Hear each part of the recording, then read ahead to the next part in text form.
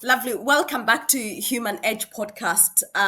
My guest today is someone who has spent his career at the heart of the systems, federal systems. David Walker is a former Comptroller General of the United States and the head of U.S. Government Accountability Office, where he was responsible for auditing and evaluating performance of federal government and sounding alarms on the long-term fiscal risks.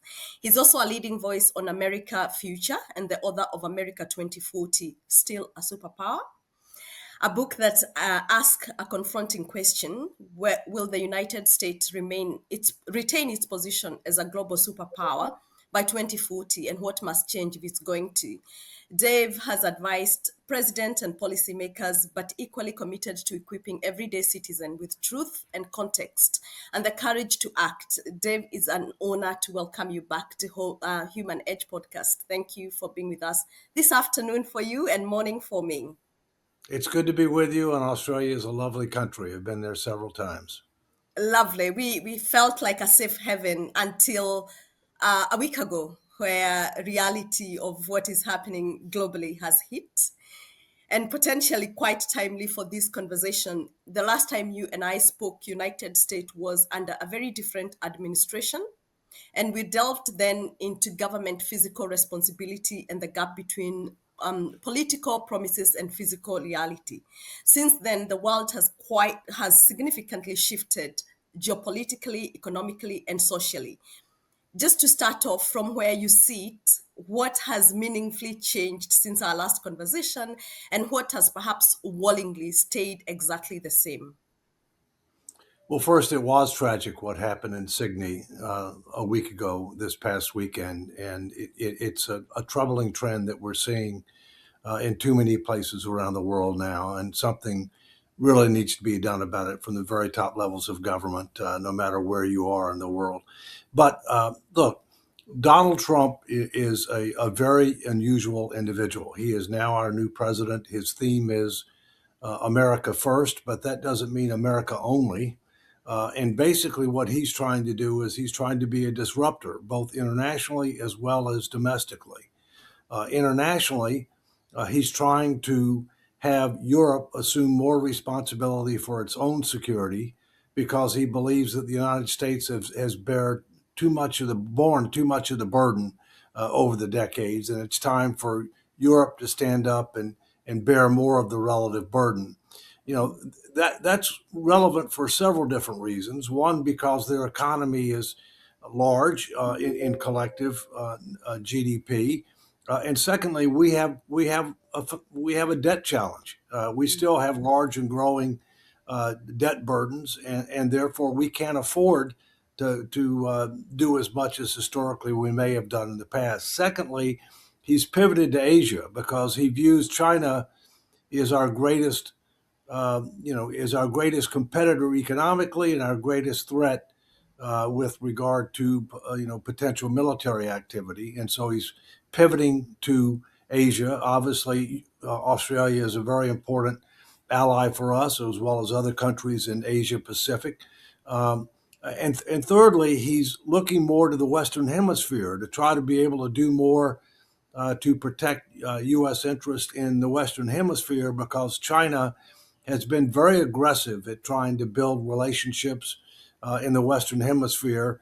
The U.S. has not spent enough time and placed enough attention to countries in the Western Hemisphere, and so he's trying to do that.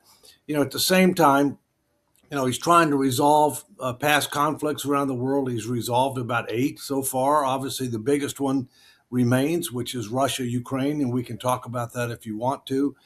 He's also secured the border. The border was very porous under the last administration. He's trying to reestablish rule of law, although some of the things that he's doing are controversial with regard to what he's doing with regard to illegal immigrants. One of the more controversial things he's done is to reimpose tariffs in many circumstances, and some of those are likely to be retained, and some of them may be ruled unconstitutional by the Supreme Court because there's a case now before the Supreme Court. My personal view is to the extent that those tariffs have been negotiated bilaterally, then they'll stay. To the extent that they haven't been negotiated bilaterally, then it's a matter of whether or not there's a national security or public health interest. I think the court may give more discretion in that circumstance. But to the extent that you're unilaterally imposing tariffs where there's not a national security or public health impact, I think those are questionable and could be end up ruled unconstitutional by the Supreme Court. But I doubt that they'll require refunds, if you will. Mm. So he he's not really a Republican. He ran as a Republican, but he's really a Trumpster. He's one of a kind, okay, and he's obviously not real diplomatic, okay. And my personal view is he's overexposed. We see too much of him. We see him like every day, okay, if you will. So, but we've got a big election coming up in November. Historically, the party who is um, the opposition party tends to do very well in off-year elections, but we'll see. But it's not a dull moment. There's lots going on every day. So That buckle is buckle your seatbelt. More is coming. that is so true. But what does this mean? And the Trump administration, and he's very, as you said, very, very different. He's a very different. As a presidential candidate, you have to stop and think, whoa. But in terms of the economy, I think there, as much as we call it madness, there's a method to the madness, and Yeah. I think there's somewhere that we're going. If you are his advisor, if you are in the office right now, what would you be telling him?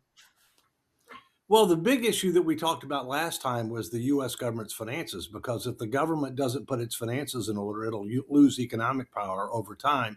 And if it loses economic power, it'll lose diplomatic influence, it'll lose military capabilities, it'll end up resulting in more domestic tranquility problems. And I don't think he's placing enough emphasis on what do we need to do to put our finances in order. Um, he had his so-called one big beautiful bill that passed. It did end up having some spending reductions in it, but it also extended a lot of tax relief and added new tax relief. And so independent analysts say that it'll probably make things a little bit worse over time rather than better. He's taken a number of steps to try to help improve economic growth, and economic growth is better under this president. Um, you know, uh, but but we haven't made a lot of progress on trying to deal with our underlying structural deficits, which are driven by demographics, healthcare costs, and interest costs. And now we're in a situation where we pay more for interest than we do national defense or Medicare. And what do you get for interest? Nothing. So clearly, much more needs to be done there. I would also tell him that he needs to be more diplomatic with regard to what he's saying and how he says it. My mama taught me early on, engage brain before mouth is in motion. I'm not sure that his mama taught him that. Okay, and the other issue is that I think he's overexposed. I think we're seeing too much of him. Personally, I'm put off by the fact that he's hawking watches and other types of memorabilia that relate to him.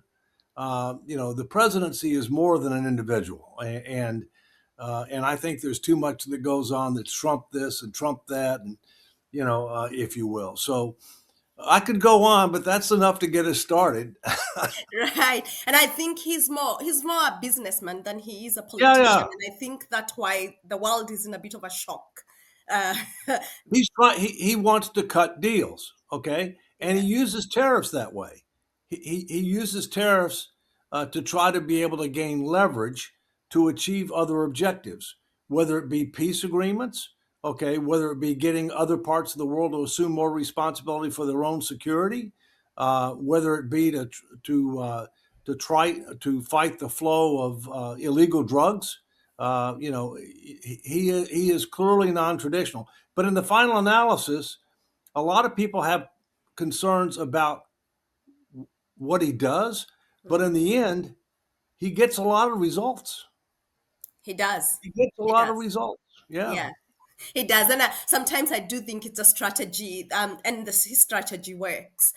But when you sat down and wrote the book, America 2040, still a superpower, in itself is a question and a provocation. What was the core or the wake up call that you wanted to deliver to both leaders and ordinary citizens when you wrote the book? Well, first, it's about economic security and national security. And one of the things that I started with is that no superpower has stood the test of time if they couldn't put their finances in order. And the United States is not exempt from the laws of prudent finance, and it's too big for anybody to bail it out. And so we have to be able to put our finances in order, or else there'll be serious adverse consequences domestically and internationally. Because if the United States ever has a debt crisis, it won't be confined to the United States. It'll have worldwide repercussions. Secondly, um, to also recognize that there's now an alliance against U.S. and Western interests. It's not just the U.S., it's Western interests. You have a number of autocracies that are aligning against democracies, led by China, Russia, Iran, North Korea, and there are other countries, Venezuela, I could go on, okay? They are actively aligned against U.S. and Western interests, including Australia, from an economic standpoint, from a diplomatic standpoint, from a military standpoint, and from a cultural standpoint. And we need to recognize that reality. We need to take it seriously. My personal view is it doesn't have to result in kinetic conflict, but if we don't end up treating it the right way, it could, and that's something that we want to try to avoid, if at all possible. Um, so it's learning from history, learning from others, and then showing a way forward. What needs to be done in order to try to make sure that our future is better than our past, focused primarily on putting our finances in order, but also dealing with other important issues like education and immigration and healthcare and international alliances and a variety of other issues that obviously are important as well. Right. So if things stay status quo, what does 2040 look like for US and the globally? Because as you said, the US has quite an impact for other countries. Right. Well, the United States is the largest economy in nominal dollars. Okay, it's the largest reserve currency. It's got the largest and most effective military capability. It's got great cultural influence. It's got significant diplomatic influence around the world. But we are a leader, but we're not. But we need partners. We need to partner for progress around the world. My view is that we're on an imprudent and unsustainable fiscal path. And that if we don't end up making significant changes to correct that path, which frankly is going to be phased in over 10 to 15 years, we're going to have to make a lot of changes that get phased in over 10 to 15 years to get the power of compounding working for us rather than against us. Then I think there's a real risk that we could have a failed bond auction, which means that people don't want to buy our debt. And then what do you do in that circumstances? You end up having to pay a lot higher interest rates, which compounds the problem and could ultimately result in a global depression. And that's not anything that anybody wants to see. It's something that I'm fighting very hard to avoid. But I will also tell you that there are an increasing number of individuals and institutions in the United States that fear that Congress may not act before there is a crisis. And so I'm working on plan A, what do we need to do to avoid a debt crisis? And then plan B, what do we do if there is a debt crisis, if you will, which some people have named now Nightmare on Main Street, because that's what it would be. And personally, I'm not for Nightmare on Main Street. Right. Which is quite scary. It's quite scary to think about. And when we think about now, that is financial. When we look at geopolitically what's happening, and let's go back to something you talked about. Bilaterally, Trump has been able to achieve quite some deals in peacemaking. But we come back to Ukraine and Russia. What does that mean for the US, and what would need to happen for that to change? Well, Anastasia, I've said for a long time that I believe that the Ukraine-Russia war is going to end in an armistice, similar to what happened in Korea, where both sides just agreed to quit fighting, and the lines were drawn where the troops were, by and large. And that doesn't mean that Ukraine would cede territory to Russia. It just means they'd quit fighting.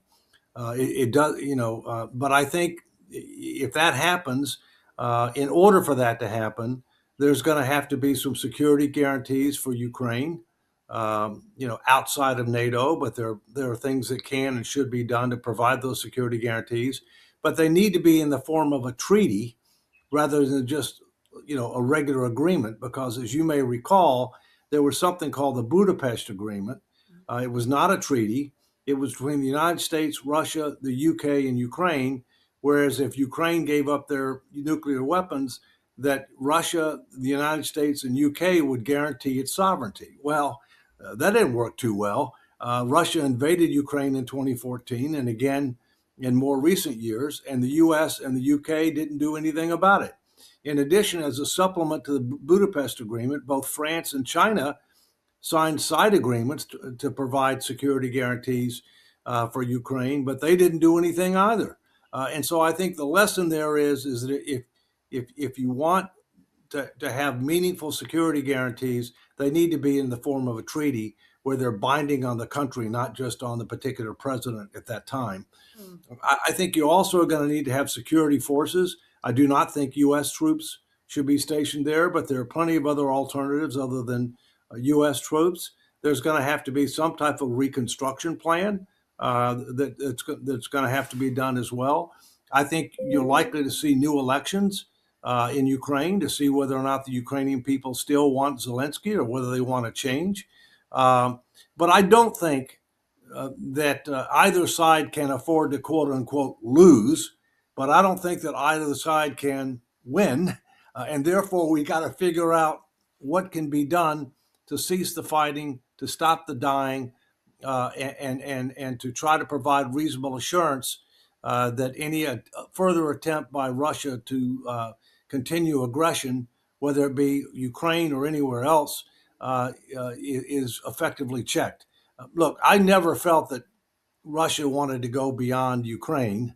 And I don't think Russia wanted to take all of Ukraine. I think they just wanted to take the eastern part of Ukraine and put in a puppet friendly government in the western part of Ukraine so that they could have a buffer between Russia and NATO.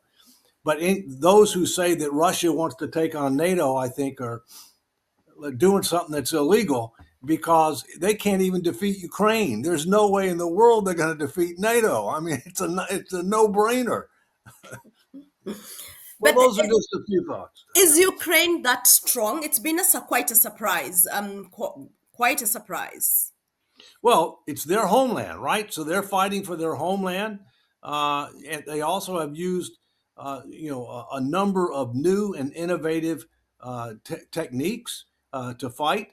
The biggest part of that's probably drone warfare. Okay, and I think one of the things you're going to see going forward, there's going to be a lot more unmanned vehicles that are going to be used in the air, on the ground, and in on the sea and under the sea. That's going to be used, in the future. Because the other thing you keep in mind is now with all the satellites that we have, if something is above the ground, you have universal visibility. All right. The only thing that you don't have visibility on are submarines, things that are below the surface, and other unmanned vehicles that are below the surface. And as you know, the United States has struck an agreement with Australia to try to help Australia develop some additional submarine capability. Yeah. Talking of Australia and just what just happened last week, and we are seeing, as we talked about it, we are seeing some similarity globally everywhere. There has been a strong I don't know how to put it. I don't want to call it an attack to the current prime minister, that this was something he actually orchestrated by recognizing the wanting the recognition of Palestine as a state. What is your thought on this strong, very strong Zionist or Palestinian? Is this something that we will continue to see globally? There's been conversation that the pro-Palestinian has taken over Europe. What's your thoughts? Well, it's a multifaceted issue. First, Hamas is a terrorist group. Hezbollah is a terrorist group. The Houthis are terrorist groups. All Palestinians aren't the same. Most Palestinians are not terrorists. Most Palestinians are peaceful people. Not all Muslims are fanatics. Okay. I think what a lot of people don't understand is there are a lot of Muslims, including Palestinians, that live in Israel proper, peacefully. That they have full rights. In Israel. This is something that goes back thousands of years. Okay, it's a religious warfare, and you have fanatics that are really the problem. It's not the religion that's the problem; it's the fanatics, if you will. Clearly Europe has got a major problem with regard to immigration, because it's now allowed a lot more people come into Europe without adequately vetting them, without adequately integrating them into European society. And to the extent that you get people who are in that situation, who life is not going the way they would like, they could be subject to being recruited by these terrorist organizations and to do things that are disruptive. Um, One of the things that Trump did very early on in his second tenure or term is he closed the border. And he's getting tough on immigration. Frankly, now that we've closed the border, we need to do more comprehensive immigration reform, because we need immigrants, because we don't have enough. Our birth rate is not high enough for us to maintain our population.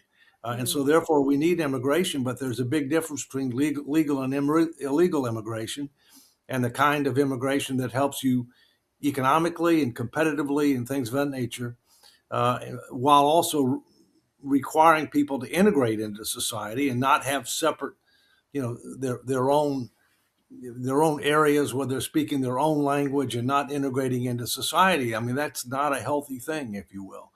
So I think Europe is behind the U.S. in trying to tighten up on that, but I think ultimately they will have to tighten up on it. And I think that um, it's not just what you do, but how you do it, when you do it, and how and how you do it. And I think that was part of the issue with regard to the recognition that the Australian Prime Minister gave. We're, things are not settled in the Middle East yet, right?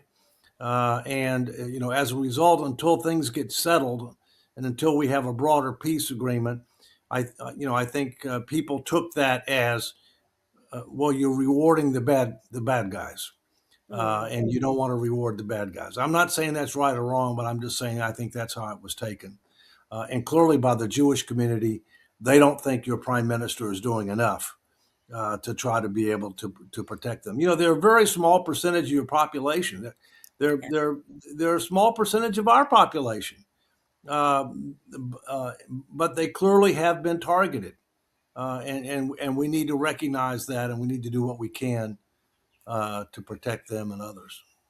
That is so true. There was no doubt what happened in Bondi was quite a targeted attack, which is a shock happening in Australia, which has very strong, really strong immigration checks and all those things, and the things that are coming out now that we want to tighten our gun laws. That's another another That's interesting. another issue.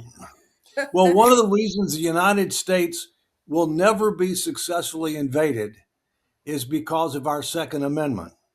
Mm, Because believe me, you don't want to take on the U.S. when you have a large part of the population that are armed. Okay, and there can be reasonable changes to gun laws. Okay, what age do you have to be in order to be able to purchase a weapon? There are a number of things that could be done to tighten up gun laws. But one of the things that you'll never see in the United States is to prohibit them, because it's a constitutionally protected right under the Second Amendment of the Constitution. Yeah, it would be good if Australia opened a level of Second Amendment here, and I say that very loosely, but I think it's been an awakening, and really an awakening, because we've always thought we're safe, it's all good, but I think Sunday taught us we have to look in our own backyard. You've operated in rooms where the stakes are high and numbers are quite unforgiving. From all that experience, what distinguishes leaders who create culture of accountability and long-term thinking from those who just preside over a slow decline? Well, I'm a personal believer in something called stewardship, which, as a leader, your job is not just to generate positive results today, not just to leave things better off when you leave than when you came, but to leave things better positioned for the future. And by definition, that means that you need to look longer range. You need to help focus on uh, principles and values. You need to focus on outcome based results. And culture is very important. When I took over the Government Accountability Office, it was in trouble, and I had to quote unquote turn it around. And so we developed a long range strategic plan. We dramatically transformed the agency to make it future focused, results oriented, committed to a set of core values, um, focused on outcomes that benefit the American people, as well as our client, the Congress, and with really positive results. And so I think you have to lead by example. You have to practice what you preach. Um, and and my view is that different organizations need different kinds of leaders at different times in their life cycle. When I came into GAO, they needed a transformational change agent. That's what I am. Okay, I'm not a maintenance guy. I'm a big change, if you will. But when I left, my number two, who was very capable, succeeded me because he was there to try to, you know, maintain what we had achieved, and obviously moving for continuous improvement, which you always want to do. Uh, Now we're in a situation where his term ends the end of this month, and we're having to see what kind of person is going to come next. And So we'll see. Yeah. Yeah, interesting. And talking about intergenerational equity, because it's something that you talk about quite a lot. If you are speaking, I have a child who's 3-year-old boy. If you are speaking to him directly into what the next generation is to expect, what would you want them to really understand about the world that they're about to inherit? Well, let me tell you what I say as it relates to our financial situation, which relates to your topic. Okay. Um, Today, the United States is mortgaging the future of the country and reducing investments in the future for the country, at a time that young people and future generations are going to face a lot tougher competition in an increasingly interconnected and interdependent world. That is irresponsible. That is unethical. That is immoral, and it must stop. And my efforts are not geared towards me. I'll be okay. My efforts are really not geared towards my kids. They'll be okay. But I'm very concerned about my grandkids and future generations, because they're going to pay the price and they're going to bear the burden if our political leaders don't start making the tough choices to try to help discharge their stewardship responsibilities, which they're not right now. Okay. Mm. And so, I think it's always important to be able to learn from history and to learn from others. One of the challenges the United States has, many of the people who are in office here, is, they think that because we're the leading superpower on earth, that we must be top three in everything. We're not. We're top three in a lot of things, but we're below average in a lot of things that really matter, like K through 12 education, like healthcare outcomes. I mean, I could go on, and so you don't know how good or bad you have it until you compare it to somebody else, right? And in addition to that, you need to learn from history, and you need to learn from others, and a lot of our elected officials don't. All right, and that's a flaw. It's a big flaw that needs to change. We have a challenge now beyond just our finances. We have a challenge because we have too many career politicians who their primary interest is getting reelected. So they're focused on the next election rather than the next generation. Uh, and um, and so we now have a republic, which, as you know, is a representative form of government that is not representative of nor responsive to the general public, because too many people in one party are to the right of the mainstream of America. Too many people in the other party are to the left of the mainstream of America, whereas most of America is in what I call the sensible center, center right, center left. They're not ideologues. They just want to get see results, and they're willing to compromise to get things done. The whole founding of our country was based on a number of major compromises. You don't see many compromises today because the parties are polarized, and that gives you gridlock. That's got to be dealt with in order for us to be able to deal with some of the major decisions that have to be made. Whether they be financial, immigration, or otherwise. Right, where a politician really needs to really sit and get that right. One of the key things that is driving the world, and we're about to see the world change, is AI. And I was just thinking the other day that we had Elon Musk being very suspicious initially about AI, and then him coming up and saying, if I don't get into this boat, it will leave, and we'll all have lost. And so he got into it, and here we are. The world look like it's just going to be really being driven by some very specific individual, very few people in the world, if AI takes over. What's your thoughts, and should we be scared?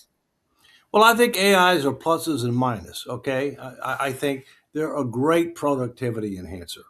Um, I use AI to do research, and it can end up doing research incredibly quickly.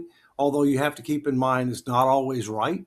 I find errors in AI research all the time, and so you need to have people that know something about the subject matters to be able to do the quality control over what AI is doing. Uh, my personal view is that, as I said, it's a great productivity enhancer, which is good for economic growth. At the same point in time, for people who have jobs that are very rote jobs, okay, where they're just doing the basic research, and they're not the quality control, or they're not doing something to be able to add to that basic research. I think they're the ones that are going to be most affected by AI. Okay, because artificial intelligence can do that a lot quicker, a lot cheaper, and so you need to be able to have some additional skills to be able to add value, if you will. Um, I so I think it's a double-edged sword. I think it's a plus and it's a minus, and it depends upon it's a case by case basis. With regard to Elon Musk, he led something called Doge. Doge didn't do what needed to be done. They didn't do it, frankly, the right way. They grossly overstated their savings. Okay, um, but they did do some things that the accountability community, like inspectors general and GAO and others, should learn from, because they used AI in order to access information systems to be able to identify possible or probable fraud, waste, abuse, or mismanagement, to do continuous auditing rather than to audit after the fact, after the money's already gone. And so I think there's some lessons to be learned there that I think should be helpful to the accountability community going forward. So those are just a few thoughts. Great. Talking about that, is that a huge risk for the US that Elon Musk led Doge? Does he have now a lot of data that he would need to drive his AI wherever he want to drive it. Well, to my knowledge, he did not take that data with him, and it would be totally inappropriate for him to have taken that data with him. Okay. Right. I've not heard of any assertions that he, took data with him. And obviously, to the extent that he did, that would be a major concern. But I haven't heard any assertions that that's the case. Right. Yet another fight between the US and China about AI. What's your thought? Because it seems to become now more political than it is just about technology. Well, the United States wants to make sure that it stays ahead on AI. And therefore, that's why it looks at um, controls, export controls over what can be exported and what can't be exported. That's particularly um, significant with regard to semiconductors and other types of chips and other types of activities. Um, and AI is going to play a big role not just in economic activity. It's going to play a big role with regard to military capabilities. Mm, There's absolutely no question about it. mm. And so we need to make sure that we stay ahead on that. Um, uh, and, um, and that's what that's all about. Right. So as we come to a close, I'd like to finish with slightly quicker personal reflection, if you're up to it. Sure. I believe you held in your career about government or leadership that you've since changed your mind about. Oh, what have I changed my mind? Well, first, I think public service is a high calling. My view is that individuals should maximize their self worth, not their net worth. I left the private sector to go into government twice. The first time I took a 75% pay cut. The second time I took an 85% pay cut. I've had a lot of great jobs, and led a number of organizations over time. But the one that but public service is what I enjoy the most because you can make the biggest difference. The best job I've ever had is Comptroller General of the United States. I had a 15-year term. If I knew then what I know now, I would have stayed for the full 15 years rather than leaving after 10. Mm, Okay. mm. But I'm still trying to do what I can to make a difference, just from a different position on the battlefield.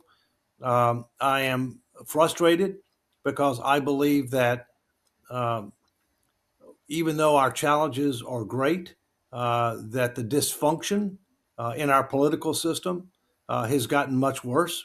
Mm. And so it's not just what needs to be done, but how are we going to get it done? Which is a challenge. So those are a few thoughts. I hope that helps. Yeah. A moment in your journey where you thought this is exactly why I had to speak up. I'm sorry. Say that again, Estee. A moment in your journey, Yeah. particularly in the office, where Okay. you Yeah. thought, Well. yeah. Well. I will give you two. Okay. In before 2003, early in the Bush administration, Vice President Cheney did not cooperate with the Government Accountability Office over work that we were doing with regard to the energy sector. And I tried to talk reason with the vice president, but he wouldn't listen. And so I had to sue him. I had to sue him, which has never happened before in the history of the country, okay? Because what he was doing was inappropriate, and I saw that it could end up leading to even more of a problem in the future. As it turned out, the court dismissed the case improperly, in my view, due to lack of standing. But it got so much publicity, we never had another problem. And then ultimately, we ended up getting the law changed to make it clear that the Comptroller General did have the right to sue, so that if we needed to do it in the future, we could do it without getting dismissed. And we haven't had to do it since then. The second is in 2003, three things happened that convinced me that things were spinning out of control from a financial standpoint. Number one, a second round of tax cuts that were supposed to pay for themselves, they didn't come close to paying for themselves. Secondly, we invaded a sovereign nation on false pretenses without declaring war for the purpose of overthrowing the government. It cost thousands of lives and trillions of dollars and created a vacuum in the Middle East. That was Iraq. That was a mistake. Okay. Mm. And in addition to that, the Congress passed and the president signed a Prescription Drug Act that added $8 trillion in new unfunded obligations to Medicare when Medicare was already underfunded $19 trillion. Those three things happened in 1 year, and that told me that things were out of control. Since I've left as Comptroller General, the debt as a percentage of the economy, so-called debt to GDP, has basically doubled, and it's still heading up. Mm. And so, the sense of urgency is real, and I'm continuing to try to fight for our future. Scary. A simple habit or practice that has helped you stay grounded while dealing with complex or discouraging realities. Reading and research, having an inquisitive mind, always trying to learn. You learn from history, learn from others. Um, I do a lot of public interface. I do a lot of speeches, and I have allegedly now I have the record for the most congressional testimonies of anybody in history. I've done more citizen education engagement, I'm sure, than anybody else has done. And But that keeps you, that keeps you interacting and imparting knowledge, but you're learning, and so that you can, in my view, is you've got to stay mentally and physically active. It's really, really important, including after you quote unquote retire. Technically, I'm retired, but it doesn't feel like it. And my wife Yes, will tell you it doesn't feel like it to her either. Yeah. you're doing an amazing job and keep at it. If Thank you are you. to deliver a 1 minute message to every head of government in the world, what would the core of that message be? We need to partner for progress. We need to understand what we can do together to learn from our successes, to avoid common mistakes. We need to uh, not just focus on what needs to be done for our people, but we need to be aware of what needs to be done to make the world a better place. And we need to recognize that as leaders, that we have a stewardship responsibility to not just generate positive results today, to not just leave things better off when we leave them when we came, but to leave them better positioned for the future. Amazing. Dev, thank you very much for your honesty, your clarity, and your decades of service. These conversations are not always comfortable, but they're necessary, and you have a rare ability to connect numbers with human and cultural realities underneath them. For those listening to us, this is an invitation, and not just to hear it as a commentary for America, but for our homes, our organizations, our families, and wherever we are in our social spaces. Where we are ignoring things, our own blind spot, particularly in thinking about physical risks, but also intergenerational equity and where we are going as a world, as a people, as a nation. Um, Dave, for people who are listening and who want to get a deeper meaning into your work, specifically into America 2040, Still a Superpower, where is the best place for them to get the book and also connect with you? Well, Amazon, but there's a website, american2040.com. And let me mention one other thing. If you don't have integrity, you don't have much. Integrity is the core value, no matter whether you're in the public sector, private sector, not for profit sector. Um, it has been the central core value that I've had throughout my life and in every organization that I've run. Yeah, that's a really good place to stop. Thank you so much. I do appreciate your time. Thank you so much. My pleasure. Take care, Anastasia. Thank you. Have a good one. All the best. Bye. Bye bye.